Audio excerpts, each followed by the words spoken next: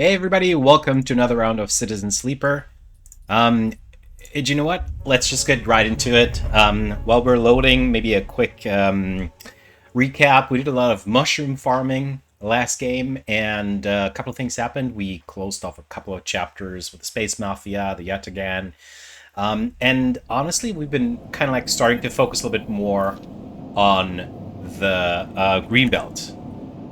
This is so loud. I don't understand why I'm always so. Anyway, cool. Right, and here's Moritz, who's new. Him and his partner, um, they have like this weird kind of like a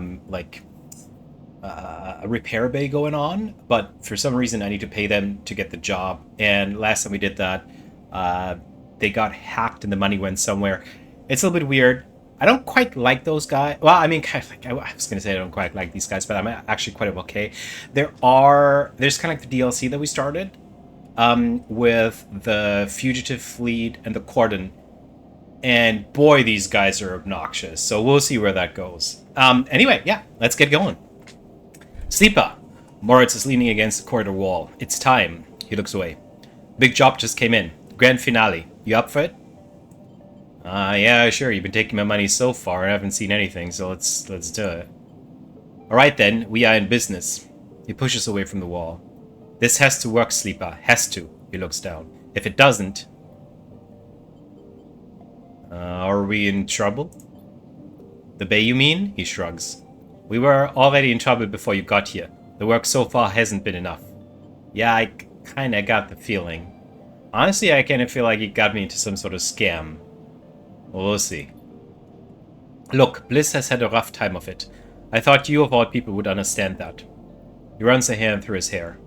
Sorry, didn't mean to be. He smiles. Bliss is a good one. She gave me a chance. I owe her. He straightens up. I know you have your own things going on, Sleeper. We all do. But the Bay needs someone. Bliss needs someone. Hell, I need someone to help me keep Bliss from spinning out completely. He scratches the side of his head. Otherwise, there's not much I can do. He shakes his head. And I would hate not to pay back my debts. Well, I mean, the way I see it, you owe me. You should be paying back your debts to me. Moritz stretches. I've got to get back. He nods and walks away. I'm out. See you up there. Sure. Okay, let's take stock. What do we have here? One upgrade point is not enough to go up here, so it doesn't mean anything. What drives do we have here? Breaking quarantine. Oh, that's right. There's so much stuff to do in the Greenway now, it's a little bit overwhelming. What else do we have? Escape on the side rail. Yeah, I don't want to escape on the side rail. Talked about that. We're just gonna let that slide. Flotilla aid, which is the Greenway. Help Bliss compete. Okay, we just talked about this. And then help Liquid experiments. It's all Greenway. So all of this stuff is just happening on the Greenway. Let's see. Pretty good condition. Is there a way we can get some scrap to keep our condition up? It doesn't matter. It doesn't matter. Is there anything we can do at the Bantayan? There's not really here anything. There's a little bit of like home, but that's it. I mean, what I was saying, it's pretty cool, isn't it? All right. Yeah, let's yeah, let's see what Bliss wants. Kind of made it sound like there's a timer on it, so let's check it out. Oh, yeah, there is a timer on it. Okay. Alright, so I guess this is the next job, right? Patch the solar sails, untangle the sails. What do we have here? The Starward Vector. The selected launch window for the Starward Vector's maiden voyage is closing. This is going to be a tight one. Oh my god, that's a lot of effort. Holy moly. Yeah, it's only 6 cycles. And that looks like a lot of rigged and ready we have to put in here, so... well, let's start patching some solar sails. It's +2. 100% success factor. Wow. Oh, this is gonna be a rough one. Yeah, okay. Let's do what let's untangle the sails a little bit, because this gives me +3. And I want to make... Oh, actually gave you some cryo. That's nice. Let's do one more. I kind of want to have every cycle, I want to get like a quarter completed. Ish. Yeah, that's nice. That's okay. So that's enough effort we can put in here. The side reel is gonna leave without us, because if we're not leaving with Lem and his daughter, we're not gonna leave at all. So what else we got? Haifa Labs. You need one more club head. And the club heads we get from the aviary, which is growing, which is good. Oh yeah, and then we need to...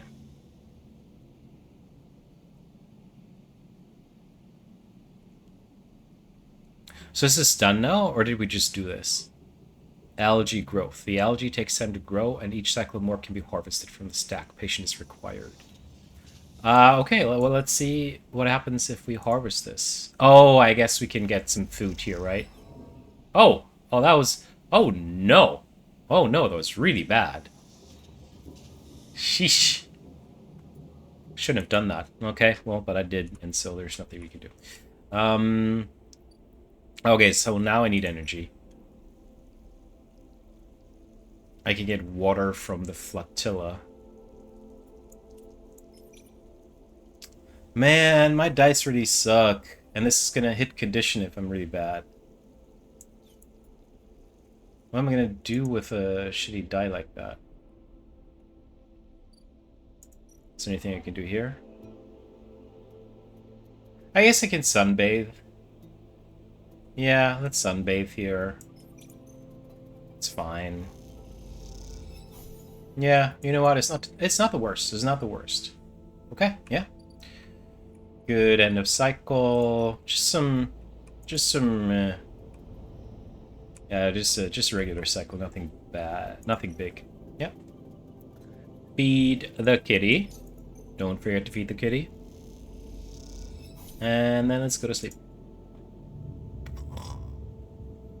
Sleep, sleep, sleep.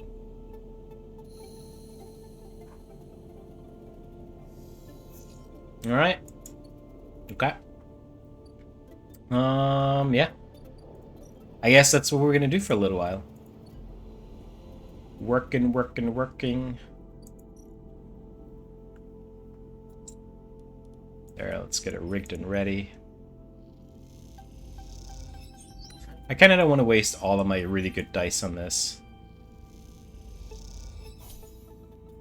Yeah, that's good enough. I do need to work on the flotilla, I think.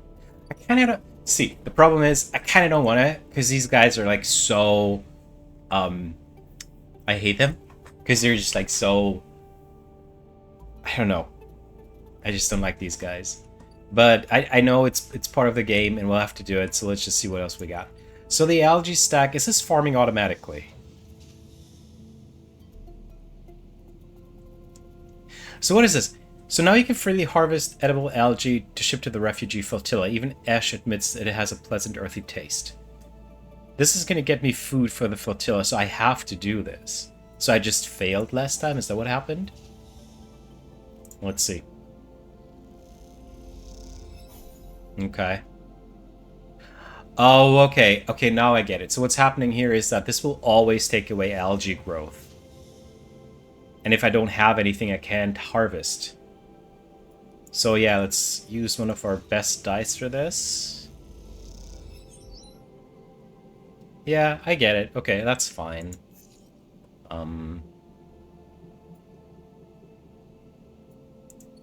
So unsatisfying, because everything just takes so much time and nothing happens, really. Can I get more energy? Can I just steal energy? Yeah, I'm gonna steal your harvest. Nom nom nom nom nom nom nom. I'm in your harvest, stealing your harvest. I'm gonna run away and sleep. Yeah, I guess this is what it looks like. It's so funny.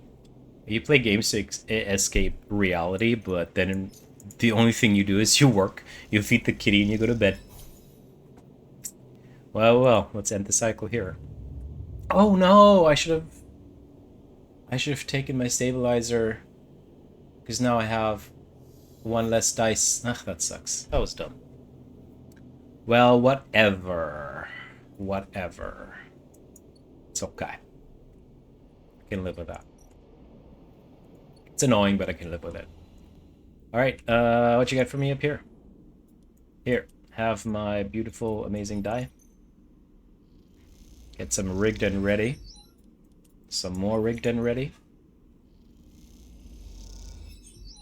Some reroll. And then... Is there a freighter here? I would love... Yeah, okay, thank you. I want to get some scrap, actually. Give me some scrap. Ooh. Is that a ship mind? Fragment. Oh, is this always going to give me a fragment? No, yeah, see, so I did want to have scrap components. Because I need them to repair myself. So I can save on stabilizers. Because I can't buy them anymore, can I? Yeah? Can't buy them? Or auto stabilizers. Okay, how do I transform the ship mind fragment into money? Who's buying this from me? You? Ship mind. Buy ship mind core. I don't need that. Export Matsutake. 80 cryo for 3 batches. I'm not... You know what? I'm not... It's not that bad. I'm not pressed on money that much, so... Let's just push some of the things here. You know what? I should probably start harvesting spores again, because there's no guarantee that I'm gonna get what I need here, and I might have to get more spores. Okay. And another shitty die. What is that gonna do? 50% negative is gonna cost me energy. No, I don't want to risk it. What can I do with a shitty dice? I can harvest algae. 50% neutral, 50% negative. No. No. I don't like it at all. I know I could hop on the cloud and maybe get some data here. But honestly, I think I'll just sunbathe a little bit, call it a day, feed the kitty. Here we go. Do some sunbathing, and then we're just gonna take the stabilizer. And then go to sleep. Sleep, sleep, sleep.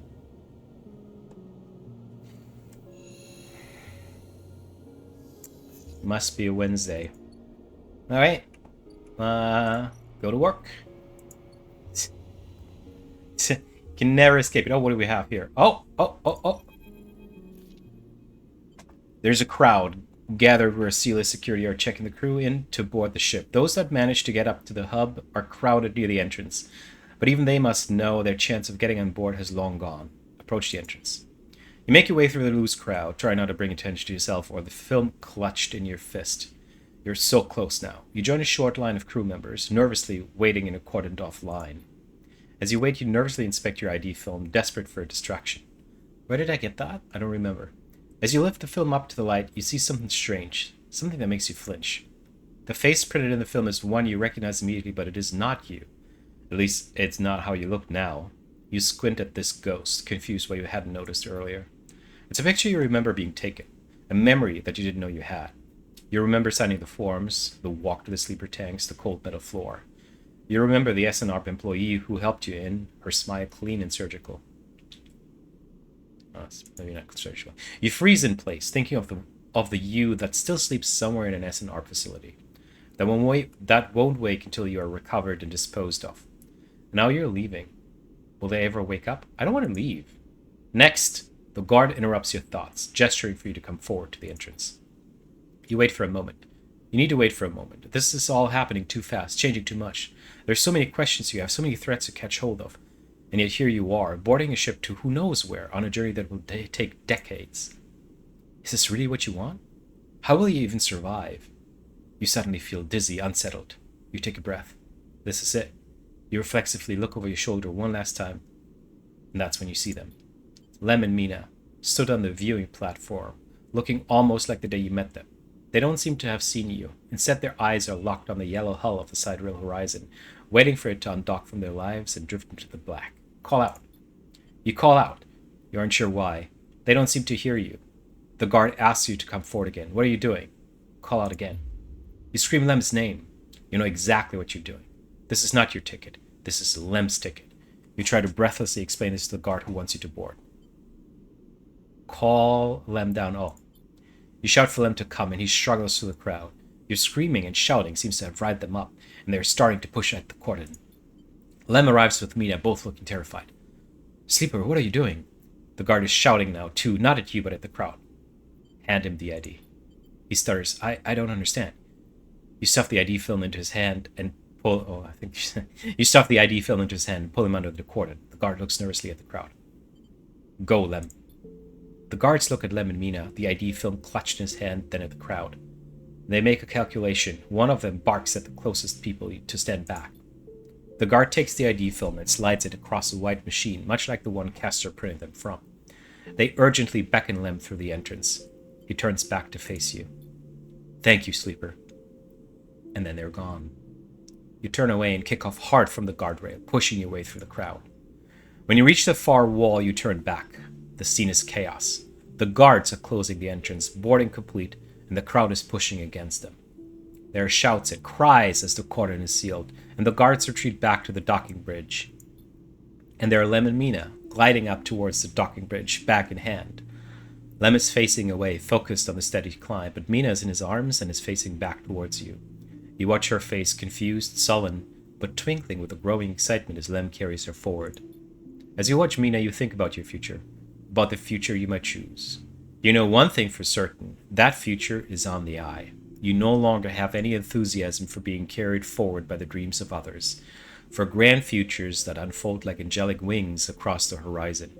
Yeah, and that's really it, right? Like, we spend so much time on the eye, we built this beautiful bar, we've made a life for ourselves here. Why hop on a generation ship that'll gonna take decades to reach its destination without any support?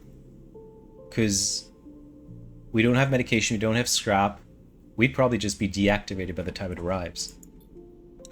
The future is being made now, on this spinning ring, among its people and systems. You're sure of that.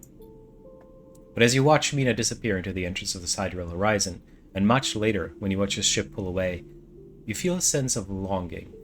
A longing to be carried, not by the systems that spin the suns or the corporations that run the colonies, but by love towards an uncertain future.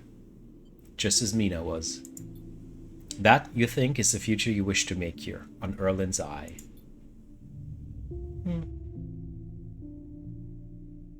Oh! Oh, okay. I guess we're done. Okay. Cool. Right. That was it? Yeah. Yeah. Short stream today. We'll go back and load and we'll explore some of the other options. What happens if I do resume?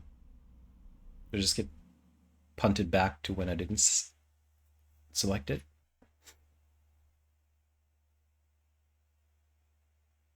Man, these loading times. You're on an SSD. You should be loading so much faster. Okay. Okay. So I left, drive failed. Fine, let's just assume it didn't end here. We still have to figure out what we do on the eye. So, we'll just continue this canon. They're gone. Happy for them. We build our future here. A strange choice. Castor stands beside you at the rail, watching the pinpricks of light from the sidereal horizon's drive disappear. But perhaps not unexpected. You turn to look at and Castor is beaming at you with an unsettling warmth. What do you want? Castor rolls his eyes. Please, Sleeper, we know each other by now. I only wish for you to exercise that strong drive of yours. If it happens to align with my own, then that is pleasing to me. But if it doesn't, I cannot push you. Well, what about the side rail? Castor looks out to the stars. I'll do my best to follow its progress, he pauses. Celis itself is of more concern. Senator Celis has taken a step back from the public eye. It seems some internal struggles are playing out within their pristine halls. Castor sighs. But I doubt core politics are of much concern to you. Still a little bit bitchy. Castor moves down along the rail. The eye, though, that seems to be your primary concern, am I right? Yeah, it's my home. He smiles broadly. Then we have fellow residents, he seems pleased. This place has been a good home for me. Though, like all places, it has its phases. Do not idle here too long, sleeper, unless you wish to be once again caught in the movement of systems much bigger than yourself. I don't know. I'm kind of enjoying being caught in the movement of systems that are much bigger than myself. Castor turns and starts to clunk away in his mech boots. I will be keeping an eye on you, if you don't mind, sleeper. He waves as he walks. My curiosity remains piqued. Once he leaves, you stay a little longer at the rail watching the stars, imagining the look on Mina's face when she sees Celis 1 for the first time, imagining the excitement when she first touches its soil, the joy when she first stands outside in the rain laughing.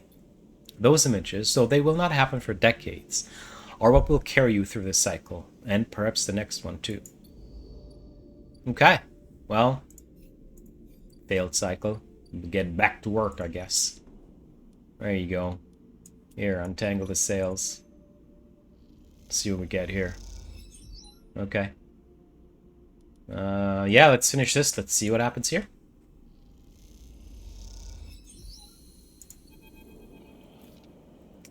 The atmosphere in the airlock is euphoric. You and Bliss keep grinning at each other like idiots. Exhausted, blinded, sore, and aching idiots. Sleeper, that was incredible. She punches you on the arm. I never thought we were going to make it. Those idiots tangled the whole thing up like nothing I've ever seen. I'm just glad it's over. Too right, she sighs. We all need a trip to the Gimba. As the locks in her door clunks open, Moritz gives a rare whoop. He looks exhausted too, and for good reason. Moritz has been the one ferrying tools and parts back and forth from the ship. His tired smile tells you he's glad it's done. Sleeper, Bliss? He shakes his head. Impressive. When I saw that ship come in, I thought there was no way. Why, thank you, Moritz, she winks, for believing in us. Moritz rolls his eyes.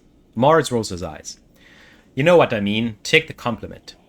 He shoulders some of the gear that came back in with you and Bliss and heads to the racks to stow it. Bliss turns to you. I think you should be the one to do the honors. She nods to the rugged console that Moritz has assembled. I don't want to jinx it. She smiles, but you can see she's genuinely nervous. Yeah, don't worry. I'll stop worrying when the chits are in my hands, and I'm giving them to a gimbal bartender. You glide over to the console and check the screen. It takes a second to see what you're doing through the flickering, cracked display, but after a moment, you see the accounts. And there it is. Almost 1,000 cryo set in the base transfer account. Well? Bliss calls. Have we been screwed again? It's here. Bliss kicks off from the floor and spins up into the bay, shouting as she does.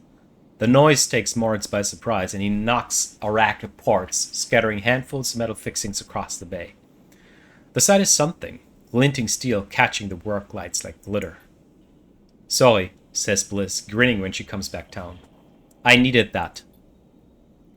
She kicks off and joins you at the terminal. Moritz even managed to sell the produce we made a tidy profit. Eventually, she laughs. Here. She loads a stack of blank chits into the terminal and transfers the chunk of the cryo to them. This is your cut. Okay, how much is it?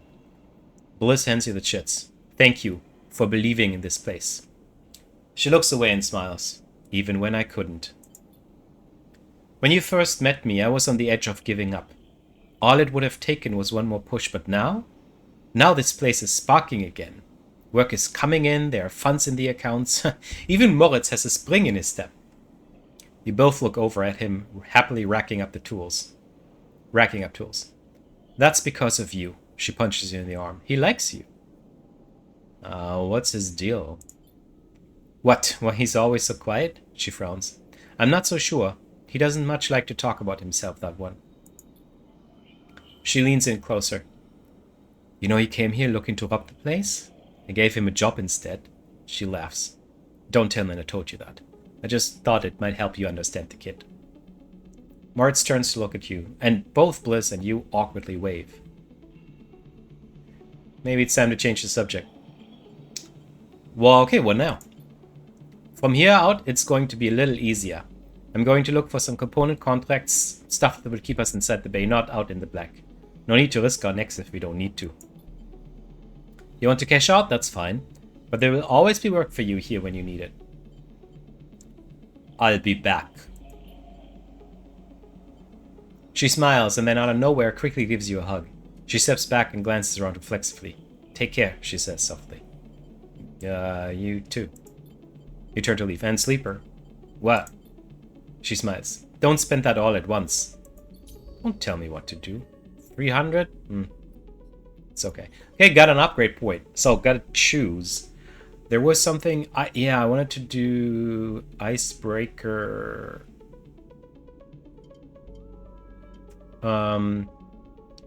Yeah, so I haven't done a lot of into it, but I feel like Interface or Endure is pretty helpful.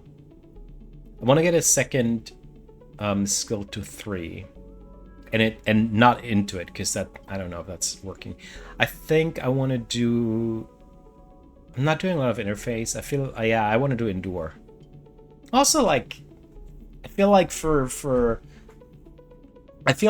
our background, working in the mines and everything, our endurance is pretty bad, and we've been punched around and kicked, so I really want to change that. So let's hop over to hard to kill, and then let's see if we can gather another 3 points for the upgrade here. Sweet. Okay. All right, let's get some better dice, and let's see if maybe we can push some more stuff over at the belt across to the Greenway.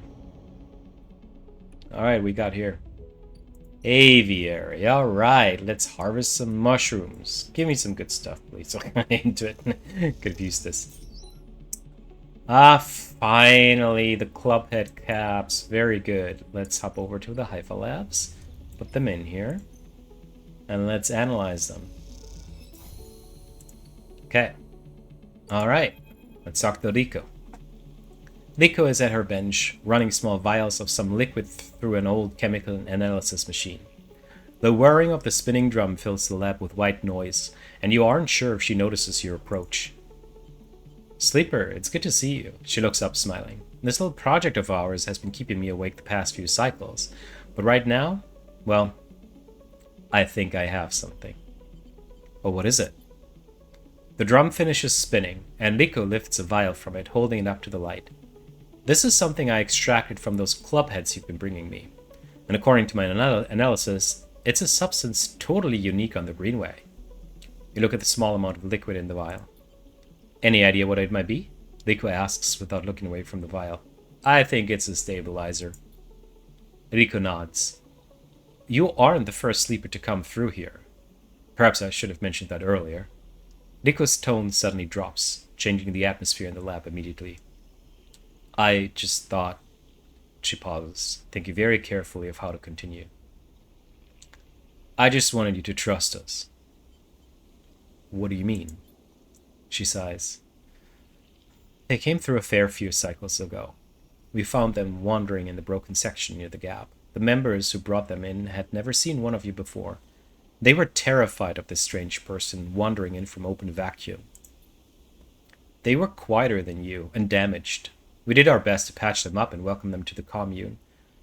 I only really spoke to them once while I was working on their wounds along with a couple of systems engineers. She looks nervously at you. I'd never seen a body like that before. I took some readings, some samples. You took samples? You have to understand, I was curious. I didn't know what I was looking at. I just took a little of the damaged material. Less than a thumbnail. She shifts her way to her crutch. The next cycle they were gone. They took a little food and hiked up towards the wild margins where the Greenway meets the wastes. Someone saw them in the distance, but that was it. They disappeared into the overgrowth. She sits down heavily, the vial in her hand. When I saw you, I wanted things to be different. I wanted to keep you here rather than let you disappear into wherever they ended up. She smiles to herself. Yes, I wanted to understand this place better, but I also wanted to help you. It seems that somehow both my wishes have come true at once. She holds out a hand with the vial. This is for you. You take the stabilizer, the glass cold and smooth in your palm. How? Those club head caps made it for you, or at least who or whatever made those club heads. She starts to clear her bench. It was right there, contained in their tissue. I only had to extract it. I imagine you understand how incredible that is. I learned enough from that sleeper to know that your body, your frame is it, runs on some exotic technology. Exotic technology that has a time limit built in. Somehow the Greenway knows that too. It understands your physiology much better than I ever could. It knows how to treat you. Just like that miraculous antidote that sprung up from the mold, so too has this sprung up from your presence here. The Greenway is speaking to you. It is welcoming you. She looks up. I know it sounds crazy, but I know it to be true. Here's the evidence. And what I also know is that it is no longer speaking to me. Even after decades here, I have never seen this kind of response. Not since the antidote so many cycles ago. She smiles. So I'm going to make you a deal. You can bring me as many clubheads as you like. I'll extract the stabilizers and give it to you freely. But you have to tell me what the Greenway says. You have to speak with it, to dig into it, to find what being is at the center of it. I've traveled as far as I can. I need you to do the rest. Can you do that? Yeah.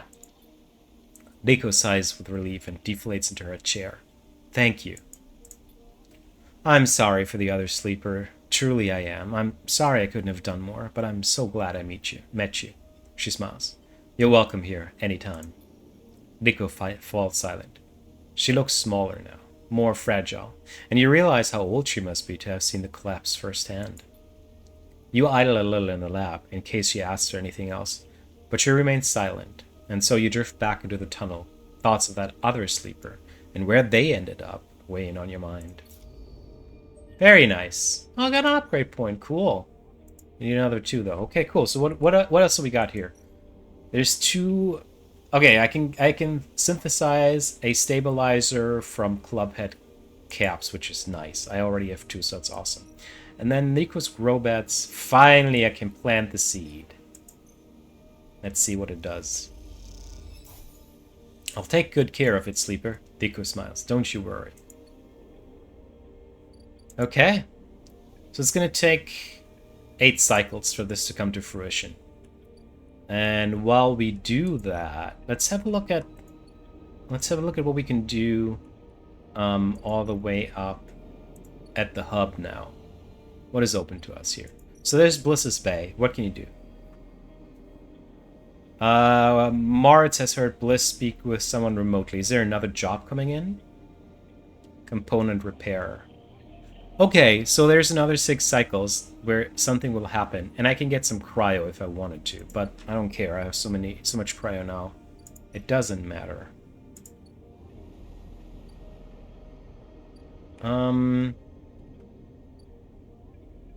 Yeah, I mean, I guess the only thing that I can do now is Greenway work. So, yeah. I like having the spores. I think we can harvest a little bit more in the aviary, right? Yeah, let's see what else we got. Nice. And then let's do one more. Call it a day. Yeah, okay. So, yeah, that's what I wanted to know. Can I germinate those spores now? Yeah, wish I had more spores, but it's fine. Cool. Yeah, I'm actually doing pretty well. What do we have here? Oh, you want scrap components. You need 8 scrap components. Where am I supposed to get 8? Oh, I can buy scrap components, right? But they're very expensive. They're like 80, and I need them. I don't even know if I want to do that. Can I buy them here? Ship mined core, no. The award exchange. I can sell components. I can play the exchange. It doesn't really help. This is the only way where I can get scrap. Well, how am I supposed to get the scrap for you then? Like 8 scrap. That's crazy. All right. Well, time to feed the kitty. Kitty, kitty. There you go. And end the cycle. Probably need to get some energy. Should visit Memphis. Eat something. Let's see what we got. Where are you, Memphis? What'd you got for us? We'll just eat some fungi. Yeah, not too bad. Alright. Yeah, I guess we'll just push through the cycles real quick, because nothing is going to happen, right? We'll just, what else do we have? Well, what are we not doing? Okay, I do want to have some spores here. I do want to germinate more for my club heads. Alright, there you go. To grow spores. Put them into the aviary. There we go.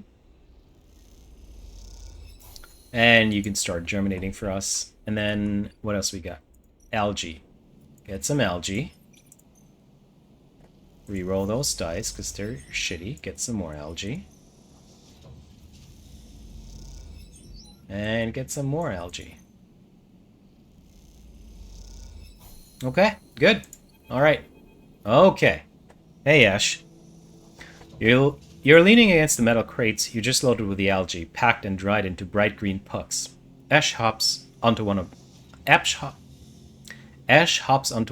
beside you, flexing her aching back. I'm gonna stay silent. You both choose to stay silent. Ash's face etched with deep thought. She seems to be calculating something, perhaps whether or not the algae will help the refugees or something else entirely. In these past cycles, working with the algae stack with Ash, you've had little insight into her mind. She rarely seems happy to start a conversation, but is always eager to end one. Yeah, you look like that. Despite this, you feel like something has grown between you, something like silent trust. The kind that tends to seed itself in the fertile soul of hard but necessary work. Concerned? Ash laughs. You could say that. She turns to face you. I think I'd be stupid to not be concerned about all of this. She's right, of course, though it's hard to focus your concerns on one thing in particular. Can the refugees survive on the flotilla? What are Havenage doing to help them? If the quarantine is lifted, is the eye really in danger?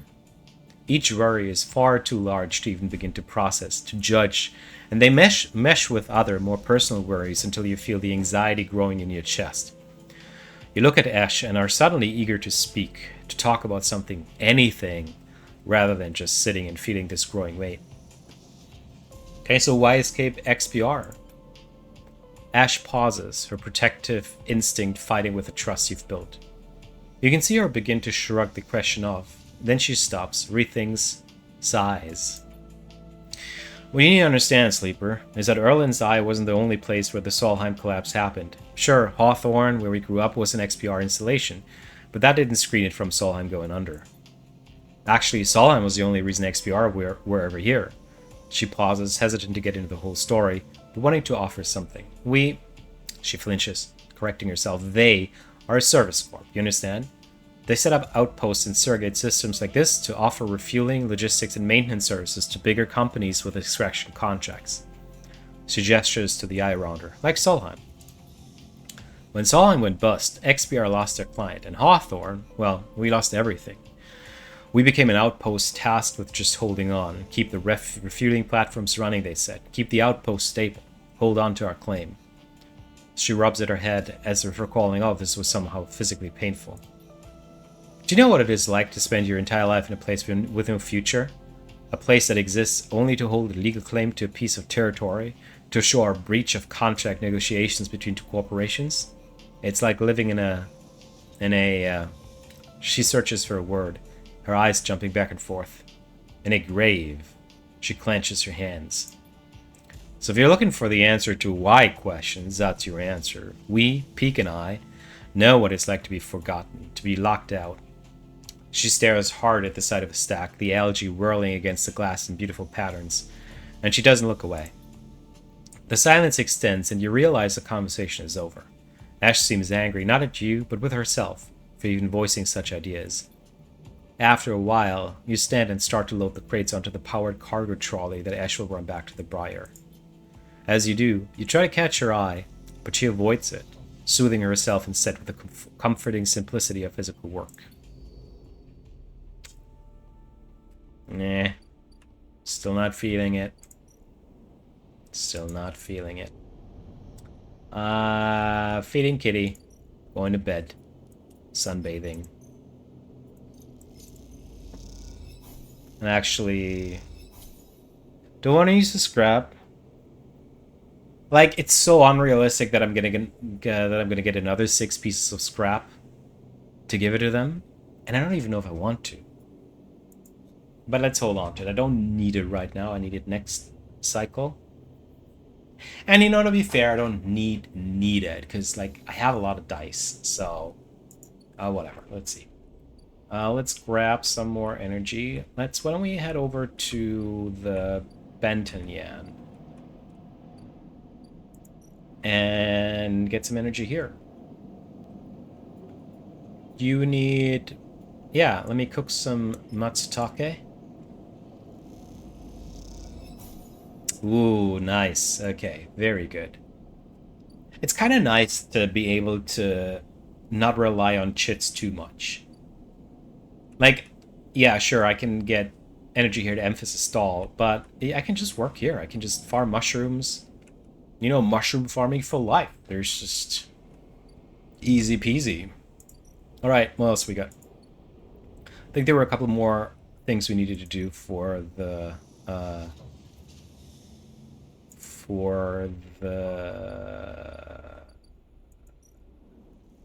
fleet, right?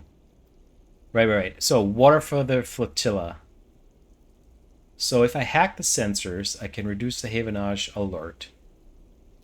And I can siphon water. I like that I have Engineer +2. Cool, let's siphon some water. Wow. This is gonna take ages. So what is this? Here, have a shitty dice. What happens? Oh no. Oh no. I think I did something bad. Okay, what happens now? Oh no, it's unlocked now and needs to wait another 3 cycles. Oh no. Oh no, everything's just waiting. Everything is just waiting. Okay, fine. I don't know. Work assignment, I don't want to work for you guys. I need 2 scrap to get my condition up. Wait, I can gather scrap here, right? Isn't that right? Yeah, let's see what happens here. Oh, and this is why I wanted to have Endure up as well. Yeah. Okay. Okay. I get it. You know what? I might be able to get your scraps. Let's just see. Yeah. Because I want to try it. This is doable. I don't know. I think I screwed the water up. I don't think I'm going to be able to make that. But yeah, let's just inject the stabilizer. Feed the kitty. And go to sleep. Go to sleep. This is how a sleeper sleeps. It's probably terrifying. What we have here? Hey, drone! A rapid burst of movement catches your attention. A drone, its fins adjusting as it hovers in place, floats in the corridor. Hello. The drone shifts a little but does not respond. The drone buzzes closer and a voice gurgles out of its speaker, distorted and strange. Sleeper, come to the cordon. We need to speak. Who is this? The drone clicks and whirs, and the recording starts playing again. Sleeper, come to the cordon. We need to speak. I mean, I know who it is. It's probably from Ash, but okay, let's inspect the drone. You move closer and the drone bops away to a safe distance, but as it does, you see the HA of Havenage emblazoned on its side. Could this be Frank's drone? Oh. Satisfied, it has delivered its message. The drone rotates and accelerates away as rapidly as it arrived. Yeah, cool. Alright. You stare at it as it disappears from sight, hoping for some insight that escapes you. To the cordon, then. Don't tell me what to do. What's happening in the hub? Okay. Nothing yet. Alright, well, let's see. Let's see. Oh. Yeah, hey, what's up? As you enter the passage that leads to the cordon, a flash of movement catches your eye, the drone. It stops to make sure you've seen it, and then flits into a side passage, leading to a set of narrow stairs. You climb up through a dark shaft, the drone stopping at each landing to check you are following. Despite its lack of expression, there's something overbearing about the way the drone waits, impatiently realigning its fins in sequence. After a long climb, you come out onto an observation platform. The cordon and the vast, ramshackle refugee ships beyond fill your vision. The scale seems impossible, and immediately you feel small and naive for even thinking you could affect the situation. Something shifts nearby. The drone again? A woman is standing at the window at the edge of your vision. You aren't surprised you didn't notice her. She too seems impossibly small in the shadow of the flotilla. The drone buzzes by her shoulder and she turns. Helene? Frustrated Havenage counselor. Okay. I dig that bob, Helene. Sleeper, sorry for all the cloak and dagger nonsense. She nods at the drone. I kind of liked it. That's 2 pluses in my book, Helene. Let's see what you got for me. But I have never regretted being cautious. She smiles a tight smile and holds out a hand. I'm Helene. Shake her hand. The tight smile holds, but the drone keeps its single eye fixed on you. The effect is a little unnerving. Look. She glances around the empty observation deck as if checking for potential eavesdroppers. Let's be straight with each other. I know about your plans, and she cuts in before you can respond. I understand your motives. You look at her in her overalls, the yellow markers, the HA sigil. You've been on the eye long enough to recognize a Havenage member when you see them. You're Havenage. I mean, it literally says on it, but yeah, sure. Hey, look at me, Mr. Obvious. Yes, I mean, I expect that is obvious. The tight smile again. I hope you won't hold that against me. No. She glances around nervously again and moves a little closer. This entire situation. I'm not here to defend it. She glances back at the flotilla. No one is happy about this. Yeah, especially not the refugees, eh? She sighs. I'm not your enemy here, no matter what you think. She pauses. Sleeper, tell me something. What does Havenage mean to you? Yeah, fresh start. Yeah, I guess you just kicked out Hartenhurst. That's right. So let's take stock. So last time, Havenage, you guys kicked out Hartenhurst, who was an asshole, and you've been started to reform yourselves. And I don't really know if we got information on where you guys ended up on. So yeah, let's just say a fresh start. You own the eye. I want to stay on the eye. So I think we kind of gotta work together a little bit here. So a fresh start. Surprising, Sleeper, she smiles, but not unwelcome. Yeah. Havenage is used to being criticized. In some ways, we invite it. Our members are free to bring up grievances at any meeting, to propose new structures and approaches. She shifts her weight impatiently. As a counselor, it is my duty to listen to them. That is why I was elected by the members. We're an imperfect system, yes, and each counselor, each member, each representative can be flawed and worse. She looks down, but we keep this place running. That is what we do. And non-members? They're past membership. We cannot force everyone on the station to join us. What do you expect? We're in an association of individuals. We cannot always account for the needs of those outside of the structure. She turns and looks out at the flotilla, no matter how much we wish to. Can the Eye take in thousands of refugees safely? I don't know. This place is a ruin, Sleeper. Do you think the council discusses the price of Jarol? We make plans to keep this place spinning, to keep life support working. To ensure, Helene's slate chirps and a grim look passes across her face as she sees the notification. She looks tired, the screen light casting her rigid expression in a pale glow. Sleeper, I didn't bring you here to explain how Havenage works. I came to talk about your plan to cross the cordon, breach the quarantine, and supply the flotilla. She looks directly at you. Yeah? So? I know you think you're helping the flotilla, but you cannot do this. Right now, halfway along the ring, one of a countless series of debates are being held. These debates are to evaluate the potential harm that could be caused if the refugees of the flotilla are left to enter the station. These debates are at a standstill. Helene walks to the window. Too many in the Havenage Council think of the flotilla as a threat. After recent events, a hardline group has emerged. What, Republicans? Protective, selfish, yeah, Republicans. They seek only to benefit the members. In their mind, the flotilla is a danger to the life on the Eye. If you're caught crossing the cordon and breaching the quarantine, it will only strengthen the hardline councilor's case. Criminals who stole a ship from XP are undermining the security of the station? She shakes her head. It's exactly what they want. I mean, yeah, it's tough to disagree, especially since Ash and Keki, or whatever his name is, are just real assholes. But the refugees need supplies. They do, and that's exactly what I want to give them. But unless the quarantine is lifted through a fair process, they will never get them. She sighs deeply. And those XPR spacers you're running with? Sleeper, do you know anything about them? No. Do you know anything? Why do you think the refugee flotilla came here now? Something is happening in the system. Something is pushing people out of colonies and outposts that have survived since Solheim collapse.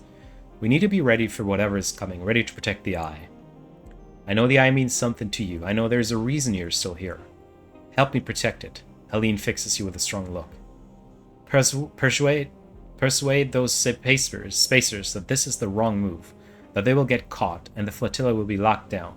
That Havenage will be delivered into those with the worst instincts. Forget the suicidal supply run with people you barely know. Help me fight for the Eye. Yeah, I'm in, for sure.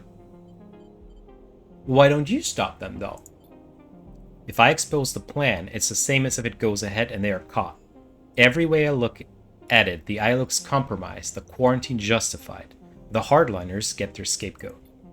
Don't offer up the excuses the hardliners need to lock the flotilla out altogether. To persuade the members they are the safest pair of hands. She looks at you imploringly. Please. You look back at her and the flotilla behind and sense a desperation in her plea. A notification breaks the silence. Shit. She rapidly scrolls through the pages of data. Sleeper, I need to go. She looks torn.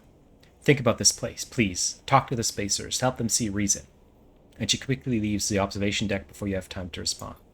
You stay for a moment, watching the lights of the tugs in the flotilla, and wonder what it feels like to be on one of those ships, so close to your destination, yet so far from it. And then you think of the Havenage Council chamber across the Eye, where the right of these people to find safety is being debated. You shiver, and then you two are gone, back into the stairwell and the cold dark below. Yeah, listen. Ooh. That's some very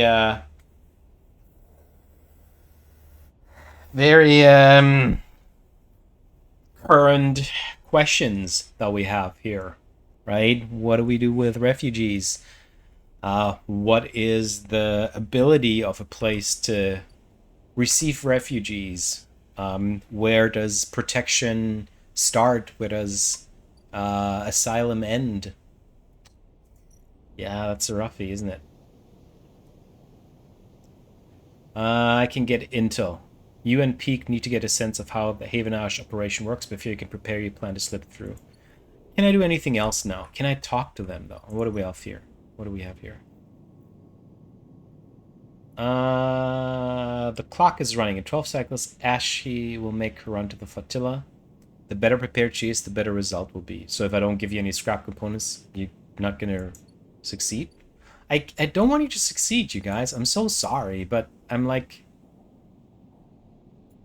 I don't think this is the right way, you guys. What else can we do here? How do I talk to them, though? Aviary is growing, which is great. This is going to take a couple more cycles. I can't get them water. I could grab some more scrap components, but I don't want to. I don't want to grab scrap components. Okay. What do we have here? So I can blend in with the crew. Only gives me 1 intel, but at the expense of 1 energy. And I can intercept comms. So you know what? Let's do some of this. I do want to get some intel, but I don't want to supply you with the scrap components because I really need them for myself. I'm sorry about that. But like, scrap is expensive. There you go. See, that wasn't too bad, was it? Oh, there's a canteen. Neat. A crew willing to escort the Briar through the quarantine will give the ship a better chance of passing the cordon without any trouble. Okay. So I can escort the tug. And what else do we have here? There's a Havenosh hangar. I can slice the thrusters to upgrade the Briar. Okay. And then what do we have here? I can sabotage the sensors to create a blind spot. But I don't want to do any of this. Well, what if I sabotage them? What if I suck so much that I arouse the suspicion?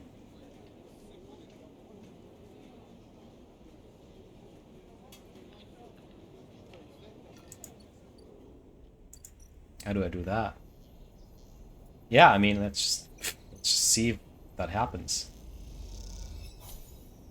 Oof. There, here's another shitty one. Ooh, that was rough. Okay. I gotta refill my energy, otherwise, next cycle I will lose condition, and I do not want to do that.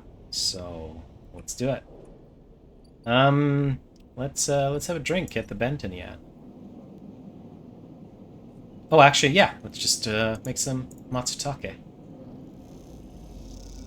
There you go. Very nice. All right. Time to feed the kitty and time to go to bed. Nope. You do not eat scrap components. You're not one of these lies from Alien Earth. Great show, by the way. All right. End the cycle.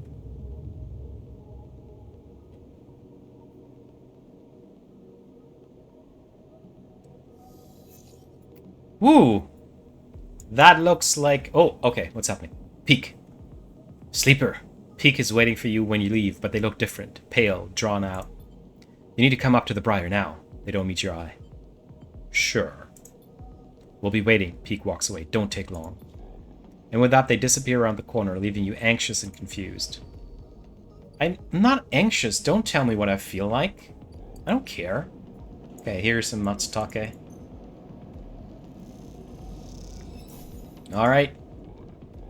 I'm ready to throw all the tasks you're throwing at me. Only shitty die. This is kind of like almost the worst you can have. If I had 2 more ones here, like that'd be the worst starting point ever. It's funny, but okay. Alright, what do we have here?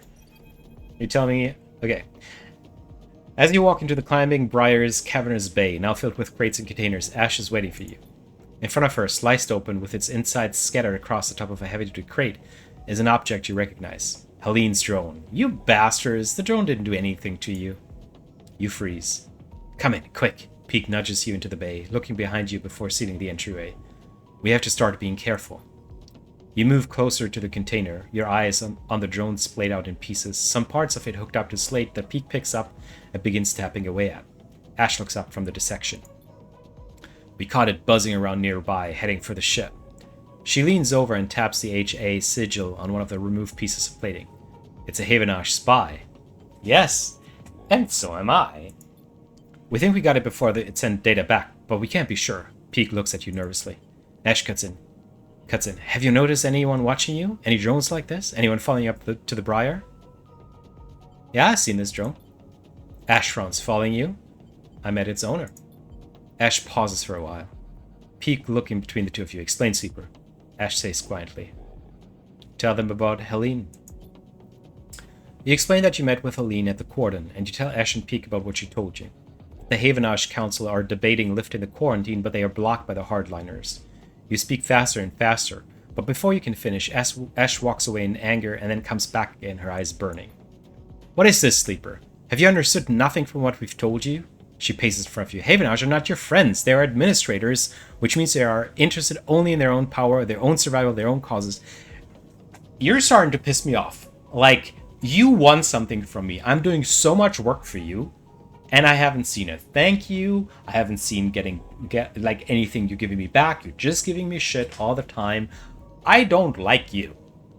So, you know, go get an empathy chip implanted. They divide people as easily as sorting livestock. The greater good of their work demands it, the wider project of the station, the colony, the nation. Her eyes are wide as she speaks, her anger barely contained.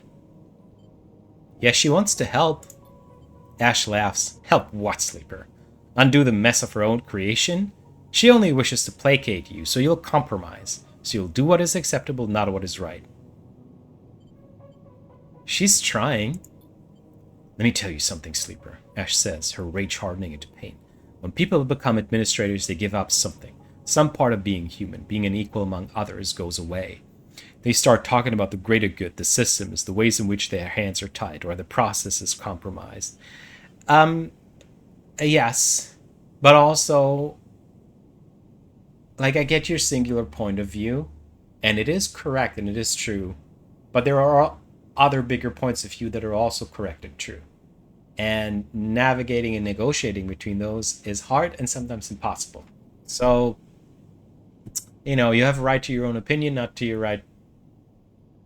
You know, you have a, yeah, whatever. My mother was the administrator of Hawthorne, and I've seen what it did to her. That noble, higher calling is toxic. People should never have the chance to decide the fate of others. And those that do so at a cost of their humanity. But you are deciding the fate of others. Like, you're deciding the fate of the people that live on the Eye. You're also deciding the fate of the refugees. So who are you to make that decision? Peak tries to cut in, but Ash holds up a hand. Don't start, Peak. Don't ask me to be reasonable. I'll calm down. Thousands of people are desperate out there. Being reasonable will only prolong their suffering. Helene can help. Ash turns away. I'm done with this. You're risking this entire supply run just by being here. I don't even want your supply run to succeed, I gotta be honest. She walks back into the bay and starts checking the straps on the crates. I go next, Cyclo. We don't need you anymore. Get out. Sleeper.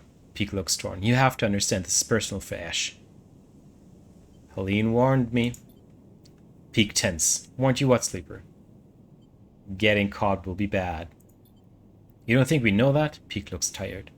You glance around the Bay of Briar, the wall seeming closer every second. This whole thing is closing in on you, and the question is, where do you want to be when it all collapses? You look at Peak. What do you think, Sleeper? Peak rubs their forehead. Should we do this thing or not? No, don't do it. Peak grimaces. I was worried you would say that. To be honest with you, Sleeper, I'm not sure how we got here. I mean, I know what we did, but it's like the universe shifted under us. One moment we were escaping Hawthorne, and now we're here. And I have no idea what's coming. They look at Ash. But you see her? They look back at you. She knows how we got here. She's driving this same thing forward, and they pause. She saved my life. Okay, but she's clearly not thinking straight, and just because she saved your life doesn't mean you have to do everything she says. So if your answer is no, I'm going to need you to stand back and get out of the way, because wherever she goes, that's where I follow. Don't do this. Peak smiles weakly, their eyes glistening. You can't ask me to do that, Sleeper. You can't. Yeah, I'm out. Peak looks down, shaking their head, and you're free to go. They slip away to help Ash, leaving you alone to replay the conversation in your head. None of this feels good, but after everything Helene told you, they cannot do this. You leave the Briar, perhaps for the final time, unsure what comes next. Okay, can I sabotage you or something?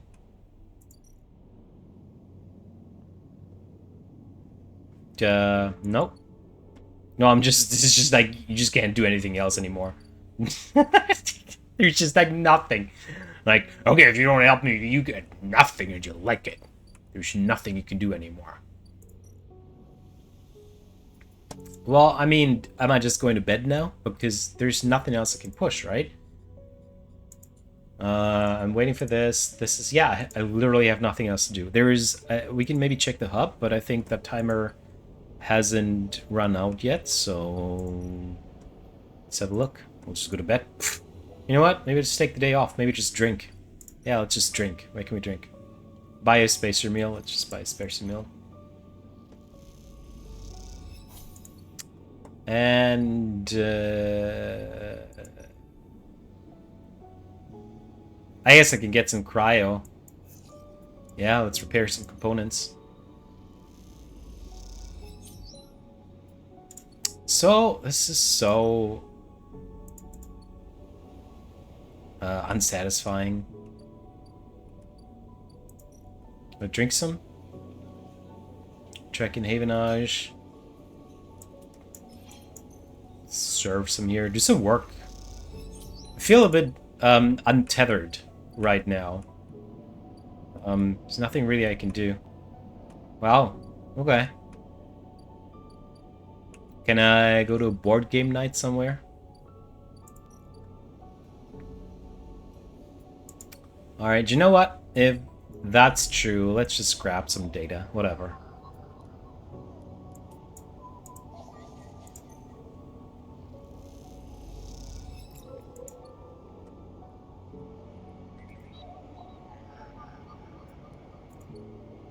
Nope, can't do that. I'm gonna grab some data here. 2 and 5. Yes, I can do that. Very nice. An amazing 5 die for... Nope, can't do it. Can't reroll. Well, I guess I'll just... I can play... Yeah, let's just... You know what? Let's just relax. Just do some casino. Get some chits. There you go. Okay. Well, let's head home. Let's feed the kitty. Self-repair, because I forgot last time. And then time to end the cycle. I'm really curious to see how that run goes for the Briar, because I haven't prepped anything. Only the algae, but like it's just gonna get intercepted so for sure. Here, kitty, I was gonna get you some breakfast. I'm flush with chits today. I won yesterday. I won blackjack. All right, cool. How many cycles up here? One more cycle. Okay, cool. Oh, yeah, I guess. Oh, I guess I've done everything here. Okay, cool. Cool. Let's head over to the green belt. How many cycles until something happens here? Cross the green belt. Still 2 cycles here. Oh, I guess, yeah, I can harvest mushrooms. Let's harvest some mushrooms. Let's do some work. Fungus yield. This is not giving me good fungi.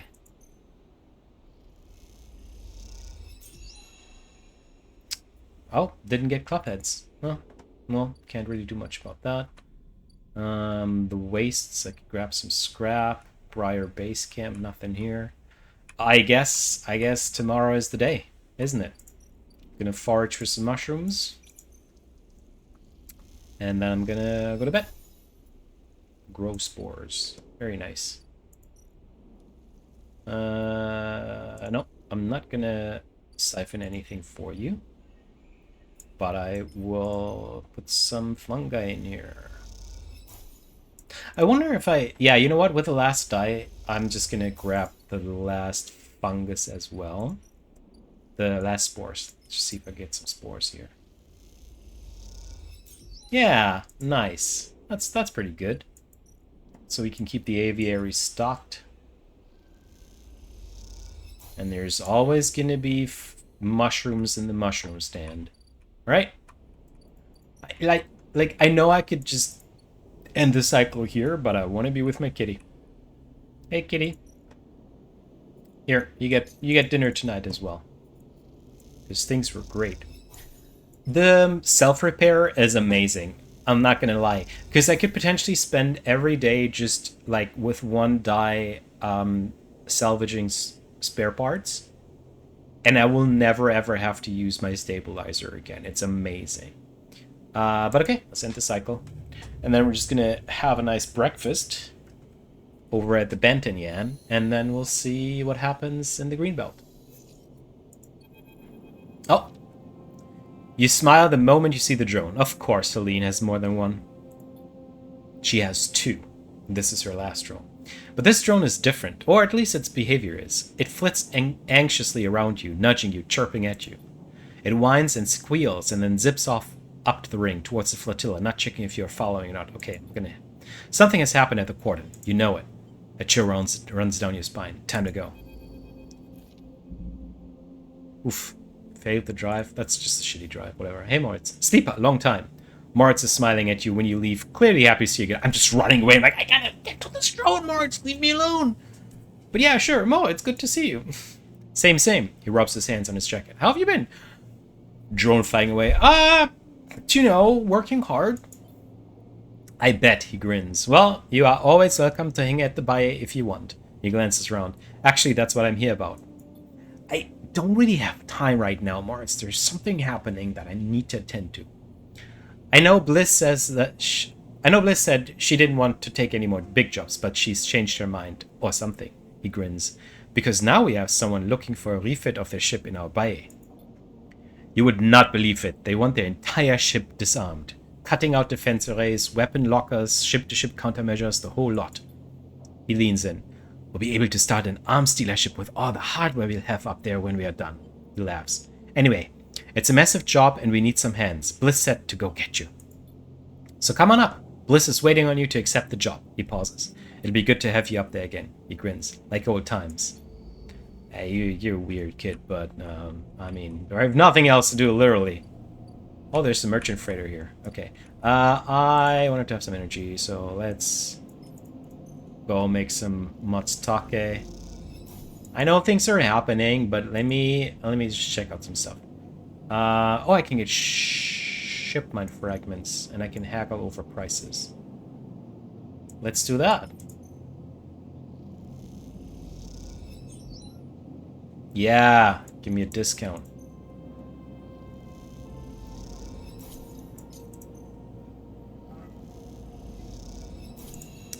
And then we'll fuse these into a ship mind, because that's the only way I can actually use it, or sell it, or whatever I want to do it. But it's always nice to have a ship mind around. Alright, thank you. Yeah, so is there... Let's see if there's a timer on this. Oh, okay. Should we talk to Bliss first?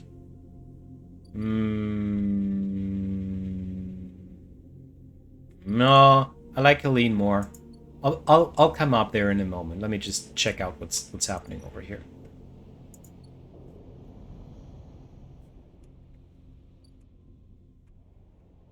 There we go. You arrive, frantic and anxious, at the cordon. The drone is nowhere to be seen.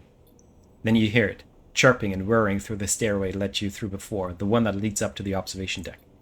You leap up the stairs two at a time and make it to the top, momentarily blinded by the light pouring in through the wide windows. Raised voices echoing your ears as you squint against the light. Peak and Helene come into focus, arguing in front of the viewing window, the angular shapes of the flotilla framing their debate.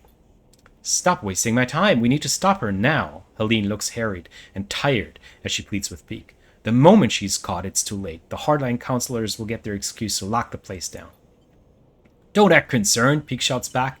I won't give her up, no matter what you say. They turn to see you standing dazed. Sleeper! Helene turns too. Go to Peak, go to Helene. Oh my god, this is, you know what this is? This is the select your romantic interest section in Wing Commander 3. Now, I don't know who watches this. I don't know who's old enough to remember that. But you remember in Wing Commander 3, The Price of Freedom, when you go to the ship's bar, and there's Flint on one side, and there's Rachel on the other. Rachel, the hot mechanic, and Flint, the hot pilot. Both blonde, obviously, because back then you couldn't have a romance with anybody who's not a blonde. I always chose Flint. She's so cute. And Rachel was the canon choice, which you'll find out later in Wing Commander 4. But this is exactly what it was. So you had to choose between either Flint or Rachel. And it was the funniest thing because depending what you chose, you played by Mark Hamill, of course, um, Colonel Christopher Blair. You walk up to the bar, and then and then so you choose Flint, right? So you walk up to the bar, and then you like they both look at you, and you lean like this, like the most awful, like cold shoulder you could ever imagine to the other person, and then they storm off. Obviously, this is so funny. It's like, yeah. Anyway, this is the moment, and obviously we're gonna choose Helene because, duh. She's going for it, Sleeper. The ship is gone. Helene glances at Peak nervously, and they, she points at Peak, won't tell me anything. I found them up here. Won't tell me anything. I found them up here watching. This is bad, Sleeper. When they're caught, the hardliners will not miss the opportunity to consolidate their power. She looks at Peak. This childish crusade will only bring more harm. If that is true, it's only because your own council is corrupt, and if that is true, it is only because your own council is a corrupt and decrepit institution. Peak brims with anger. You should deal with your own organization before casting blame on us. Helene sighs. That's what I'm trying to do. I do not have absolute power. I cannot change an entire system, but you and your friend would hand it to the worst people possible through your stubborn ignorance. Yeah, Helene, for sure. Helene is right. The impact of this cannot be ignored, otherwise you risk pushing Hevenash towards its worst actors in order to make a single supply run. We must consider the bigger picture. You try to explain this to Peak, that it isn't about Ash being right or wrong, it's about the bigger systems that could shift because of her actions. Peak listens, but looks exhausted. They turn to Helene. There's nothing I can do. They look defeated. Maybe you're right. I don't anymore, and I don't care. I will never be like you. I never wish to hold power in my hand for any purpose. Perhaps that makes me a coward, but I know that already. I ran. I ran from my family and the people that needed me. I stole from them, and I would do it again. I will not look back, and I will not be made to feel guilty for my choices. They face Helene defiantly. Helene looks between the two of you. So be it. She opens her mouth to speak and then closes it again. She turns to you. Sleeper, you better hope your friends were well prepared. What? Then she leaves, already flicking through datasets on her slate as she does. No, hold on a second. We were going to stop her. What do you mean, you better hope your friends were well prepared? Huh. You and Peak exchange a glance. I know you think you're being balanced, Sleeper, but I can't be like you. I follow my heart. They turn back to the window, searching the flotilla for a glimpse of the climbing Briar's blue XPR livery against the black of the void. As you search, you realize it doesn't matter now whether you approve of this or not. Ash is out there, risking everything she has. Peak is next to you, heart in their mouth. These are people you care... No, these aren't people I care about. Don't pretend I feel the way I don't. Like, I don't care about these at all. Did you see how I was supporting Helene? Have you seen me not doing any of the work? It's too late to stop this now, but it isn't too late for your friends. My friends are on the other side of the eye. They're not here in the Greenway. Well, one is, but it's not here. There she is! Peak shouts suddenly, and you turn to the window to watch Essie's run unfold. Oh, this is gonna be bad. Oh, this is gonna be real bad. Like, you couldn't... Like, there's... You could only be prepared worse if I hadn't done any work. You spot the climbing Briar, a glint of blue and white, tiny and alone, arcing down towards the red lights of the cordon. She's exposed, Peak says nervously. They will see her coming if they look. You watch the cordon, and the buzzing tugs for any sign of movement, any response. The Briar crawls silently across your view. Come on, Ash, Peak hisses. Then you see it. A sudden flicker of yellow. Peak sees it too. Those two tugs are heading to cut her off. They grip the rail. Go, Ash! As if responding to Peak's urging, the Briar speeds up, diving for the cordon edge now, like a hawk descending. You tense up. Yeah, she's not going to make it. Peak grips the rail as the Briar races towards the edge of the cordon, that invisible net of sensors splayed between ships and drones. Can't you pass through? The response is immediate. The moment the Briar hits the net of sensors, the entire cordon reacts. Sequences of blinking lights cascade out from the ship's position, the angry red of the cordon multiplied many times over. Shit. Peak presses a hand against the window. As they do, the Briar accelerates, weaving dangerously close through the flotilla. See, this is what happens when you just ask some random guy to do all the work for you. You should have done some of the work yourself. You move closer to the window without thinking, unable to take your eyes off the rapidly descending ship. Spinning between the hulls of the flotilla, a group of tugs now tracing its path in pursuit. The Briar drifts through the flotilla, but it is agonizingly slow. Come on, Ash, Peak shouts in desperation, pressing a palm against the glass. You squint at the gathering yellow glints of the tugs. They are too fast. You both watch in dismay as the tugs swarm the Briar, their shunts locking onto the hull of the ship and holding it in place. The Briar is stuck, its drives unable to escape the tug's grip, especially in the close quarters of the flotilla. Peak is silent, and you watch as the Briar is dragged away towards the facility at the edge of the rim, a hole opening up in the pit of your stomach. You look at Peak, but they don't respond. They don't take their eyes off the Briar. Even after it disappears, they stand there at the glass, their eyes fixed on the flotilla. She didn't even get the supplies through. Peak doesn't look at you. This was all for nothing. Yeah, I mean, how many times do you have to be told, no, stop it, don't do it, I spoke to people that are in charge, they're going to stop you? What do you expect? Yeah, I'm sorry. This was stupid, Sleeper. Yeah, Peak looks back at you, their eyes wet. A stupid plan. Yes, it was. We had a ship and our freedom. Now what do we have? Peak slams a hand on the glass in frustration, making you jump. I won't be trapped again. I won't. They turn and rush out of the observation deck before you can say anything, leaving you alone with the cold and the light. Yeah, Drive failed. I didn't even want it to succeed. I don't know. What else is here? The cordon. Cleaning up. Oh, I can clean up in 2 cycles here. I'll do that. It's probably going to tell me how much I've screwed everything. I don't know. Helene, you could have been a little bit more helpful. Alright, well, let's head up here and see what's up with Bliss. When you enter the bay, it's weirdly quiet.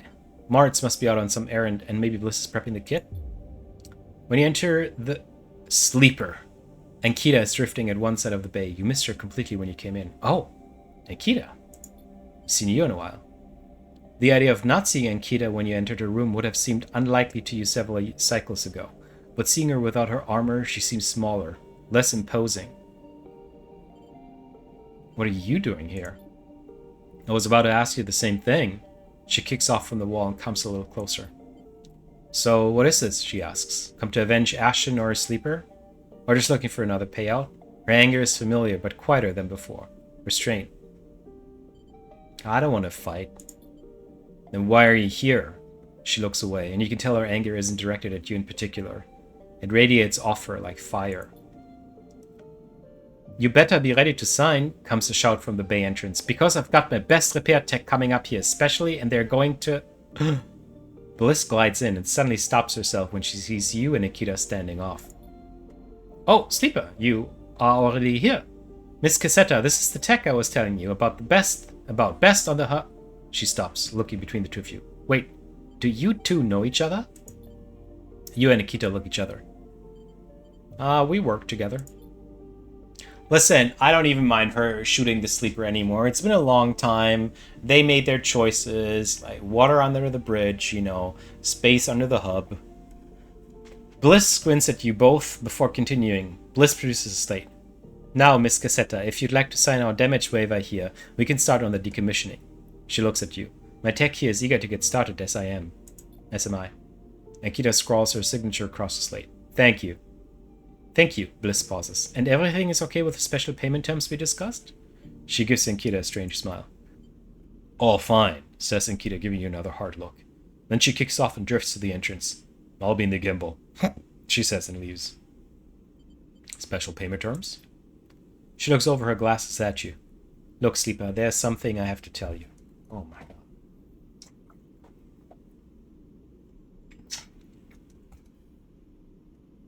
She glances around again. What is she so nervous about? This isn't exactly a typical job. Miss Ankita, she gives you a knowing look, doesn't have the chits to pay us, so we made a special agreement. She sighs. I'm leaving. What do you mean leaving? Keep it down. I haven't told Moritz yet. She looks down, just waiting to break it to him. Don't you tell him either. She stares hard at you. I'll tell him when I'm ready. And I don't want him getting worried about Ankita's history. He can be very protective. Yeah, I've noticed. Look, all I care is that she's heading for the starboard belt. She looks out of the bay. That's where I'm headed. She turns back to face you. Also, I wanted to ask... She stops, unsure. If you'd like to come with us? Heading to the starboard belt. I mean... I feel like I kind of made my home now here on the eye. I don't want to leave my kitty. But an adventure in the starboard belt sounds fun.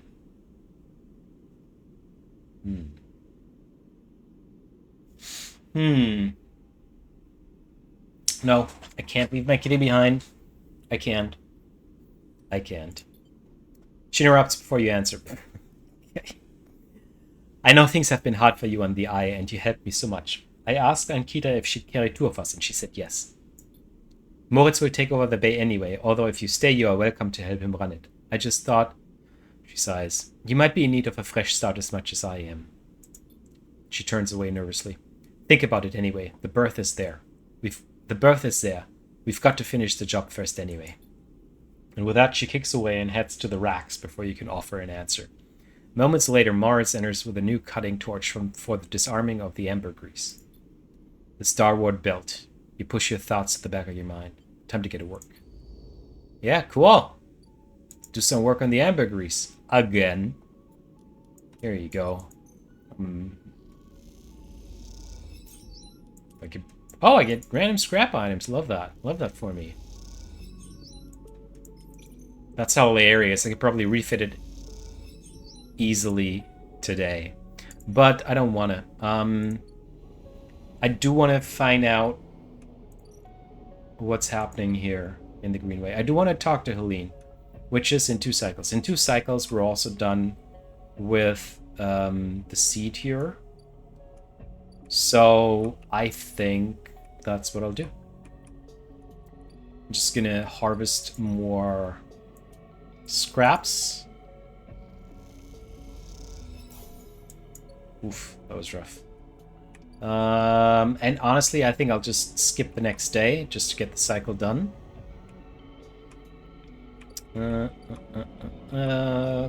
Cook some. Hey Tala, how are you doing?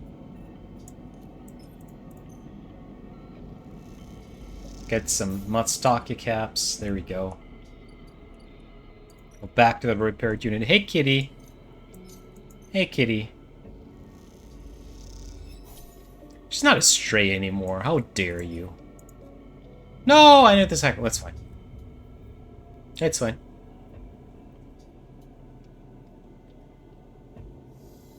And you know what? Today, I think we might just stay in and watch Netflix. What do you say, kitty?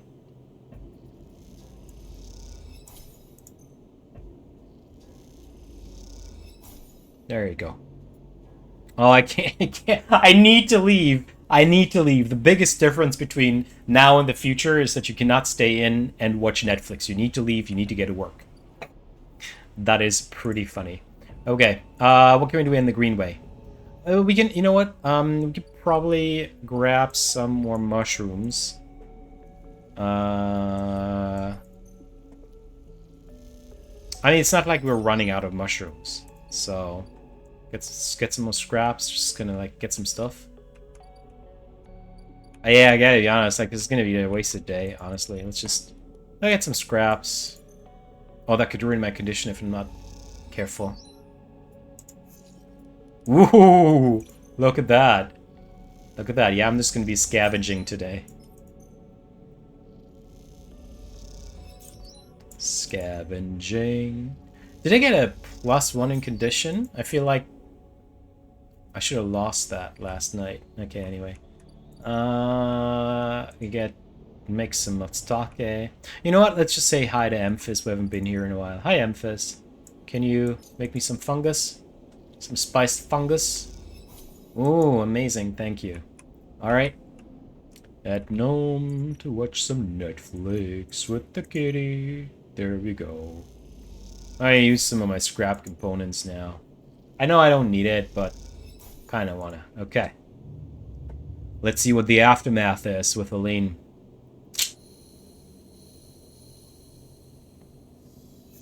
Alright. Okay. Let's head over.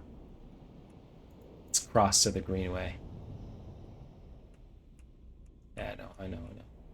There you go. Okay. I'm sorry, Sleeper. Helene comes towards you along the walkway, but your friends must have known there was a chance this would happen. Yeah, especially if I didn't do anything.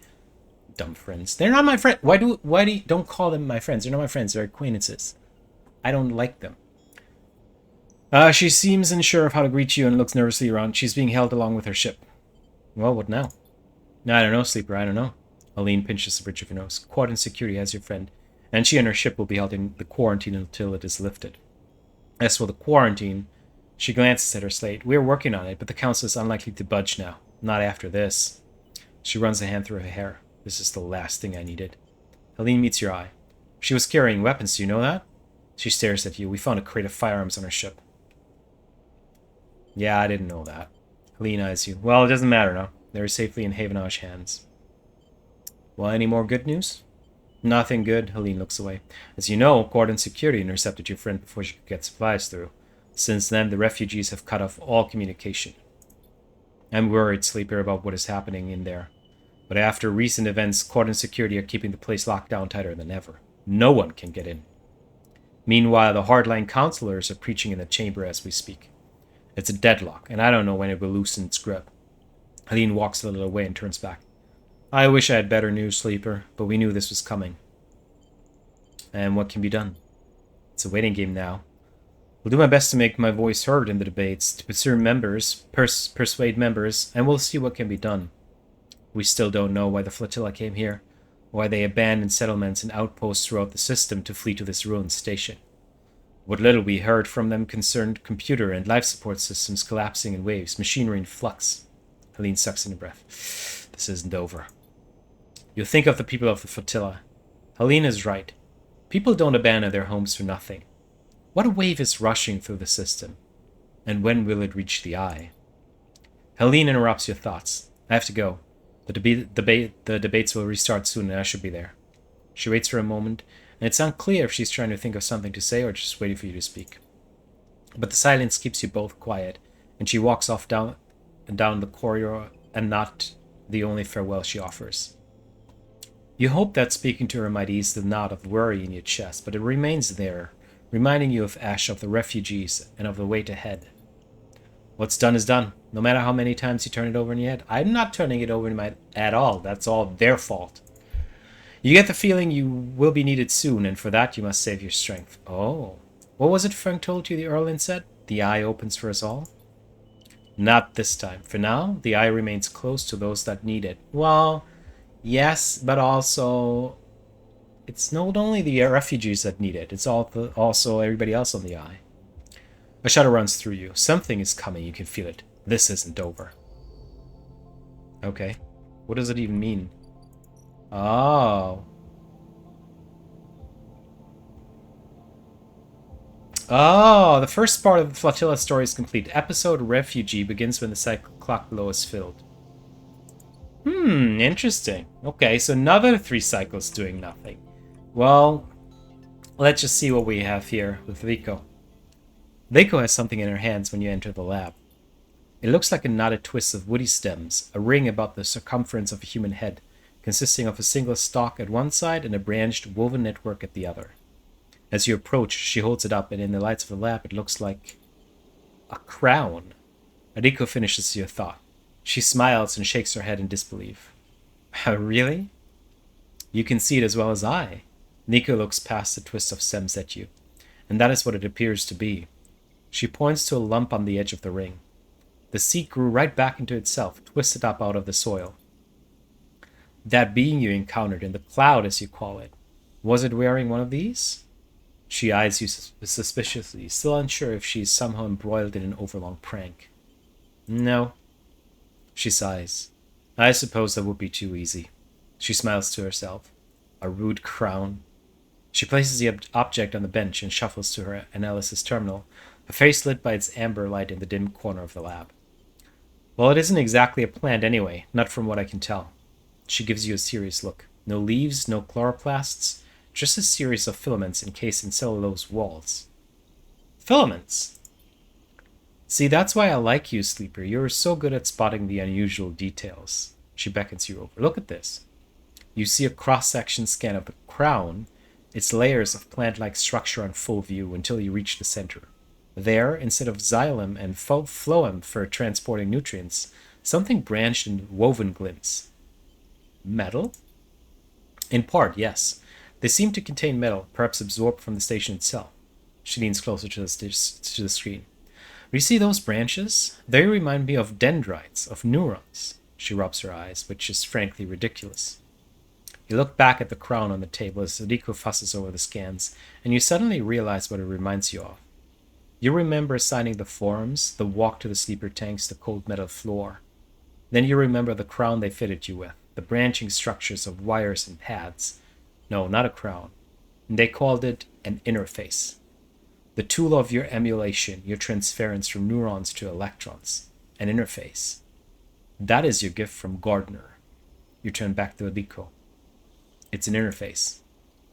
Liko looks at you, puzzled. Something clicks in her mind. Perhaps something she heard from the sleeper she had helped all those cycles ago. She starts talking, partly to you, partly to herself. If the clubheads were made for you, then this too could be made for you, for your frame. She shuffles over quickly to the interface, a word that has stuck to the strange branched object quickly in your mind. You're right. That entity, it's the entity I have been looking for. She shuffles quickly to the crown. They are the entity which is controlling the Greenway, which has been maintaining it, supporting it, and has been guiding it for all these decades. She stops to catch her breath. They want to talk with you. Liko leads you to a seat. I'll be here, Sleeper, if something happens. If you wish me to remove the crown, the interface, just squeeze. She grips your hand tightly. You meet her eyes, clouded with age, but bright with the thrill of new discoveries. Then she places the interface on your head, and everything blinks out.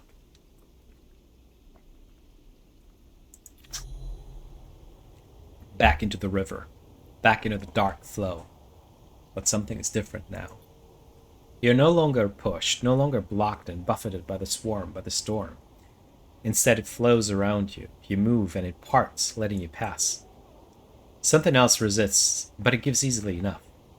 You look back and see your body. You have left it behind. Somewhere, Riko's voice is talking to you, asking you questions. It's excited, eager, desperate to know what lies on the other side, what the entity has to say to you. You realize how long she's waited for this moment, for the moment of meeting between the inhabitants of the Greenway and its protector. And yet she's still on the outside. You shake off the sadness.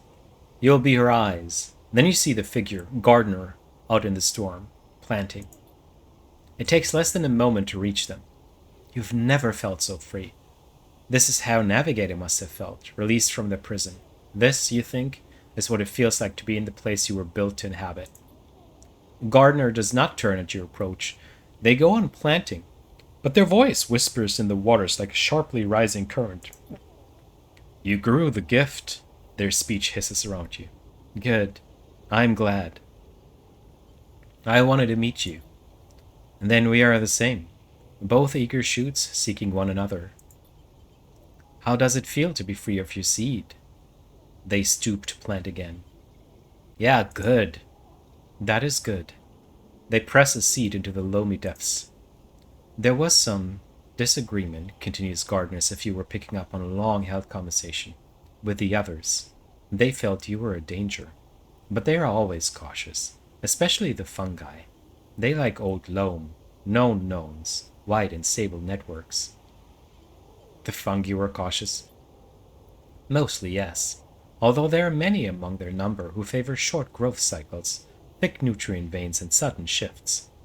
He gestures out into the storm, and though you cannot see them, you feel presences all around, sensing this audience with great interest. After all, they understand that it was I who made them their crowns, and without them they would not have joined the chorus. So they see that it is only fair let you get your chance to join them too. Well, you made more crowns. I made them all. Gardner moves away a little, looking for another planting spot. It was so lonely here, but before long I found them and began to let them in. Gardner stoops again. We are millions, and we grow. I hope you understand. I am unused to speaking to your kind. It has been many cycles since my last conversation. I think it was with Chief Executive Trellick himself. You look around and you see it. Every growing thing, every non-human being in the Greenway is here. They are networked, connected, branched, and linked by this strange being, this artifact of the old station. The impossible dream of a senile farm administration AI. A living network. You could dissolve here, you realize, free of that decaying body. You would need to be a person. Why would you, among all these other minds? You turn away from Gardner for a moment and look back at your body. A tiny hairline thread connects it to you. You hear Rico's voice again, still asking, still checking in. Are you okay, Sleeper? What are they saying, Sleeper? Are you still there, Sleeper? Something in you sighs a long sigh. A sigh that speaks of an exhaustion beyond tiredness, an exhaustion rooted deep inside you. It stems from the effort of answering questions, of answering problems, of getting up and breathing each cycle. But something else resists the sigh, a yearning, a sense of distance, a desire to squeeze that hand that holds you for its warmth, its blood, its complexity, to make a gesture that says, I'm still here, I'm still alive, I'm with you. The two ideas spin with you, making you nauseous. If you break that thread, you will be free, free to dissolve here, to grow strange and beautiful among a million others. If you follow it, if you squeeze Rico's hand, you will wake up, back in that dying body with all the pain and warmth that entails. Now is the moment to choose.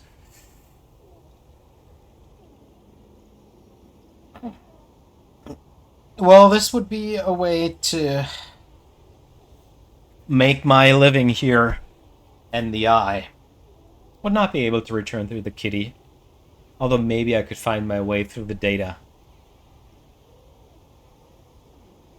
But yeah, I'm tired of people just asking me to do things. So, reach down and pinch the thread. The finality of this moment descends on you. You pluck the thread like a string. It snaps. Nothing changes. You stand at a point of stillness. No, you don't stand. You have no legs, no body. You are a point of stillness. A point in the flow. Your mind fizzes. 1,000 new shoots break through the soil. They entwine with you, embrace you.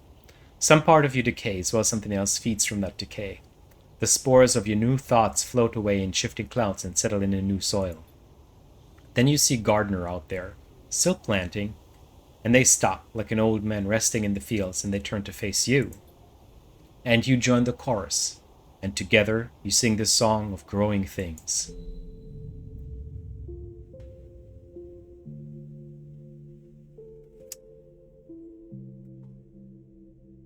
And this is it. I know there's DLC waiting, but I'm going to be off the next 2 weeks, and we are getting into spooky season, and I'm really excited to hop up to the next game, which is going to be, what is it called? Sunless Sea, which I have never played, but I've seen a couple of cool screenshots about. So, yeah, that was the journey of Citizen Sleeper. That was our journey on the Eye. Perhaps down the road we'll follow up with a sequel. But thank you so much for joining me. Thank you for being here for the journey. Thank you for keeping up with my voices. And that was that.